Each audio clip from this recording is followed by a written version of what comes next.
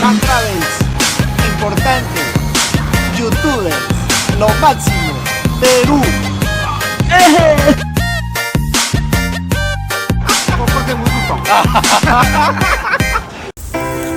Mga ka-travelers, dito sa Japan, nakikita ko mga 66 pataas, maintenance na sila sa mga ganito, mga plaza, maintenance sila sa paglilinis ba. Mga ka-travelers, sobrang lamig, tsaka ulan. Ito yung mga style ng mga ka-travelers, pag matanda ka na, pag 66 pataas ka na, wala na. Maintenance sila sa mga park ba, sa government. Ito yung style mga ka-travelers, matanda na yan.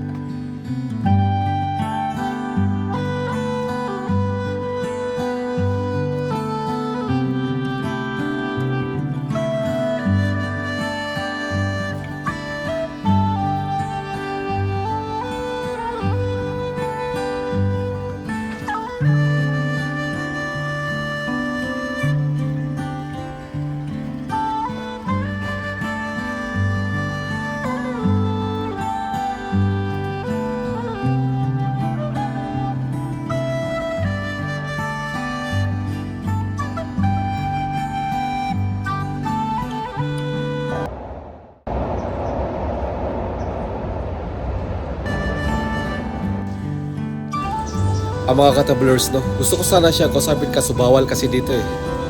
Lalo na kapag may COVID. Bawal. Siguro sa analysis ko siguro mga 68 na siguro siya. 68. So ang nakikita ko dito, pag matanda ka na, hindi ka na matanggap sa mga ibang kumpanya, doon ka sa maglinis ka na lang sa sa kalsada, mag-sweeper ka or ganito, mga plaza, maglinis sila ba. Tapos government na yung magsahod sa kanila. Ito yung nakikita ko kasi gala din ako dito sa Japan eh. Kahit ko lang nakuha ng mga information ba na naka-analyze ako na ganun pala pag matanda na dito sa Japan, bigyan ka ng trabaho sa gobyerno. Mga katabers, malakas yung ulan, hindi pa ako maka-uwi kasi yung bike ko, e-bike, tapos delikado yung battery baka pumutok. So maganda yung style dito mga katabulers, no?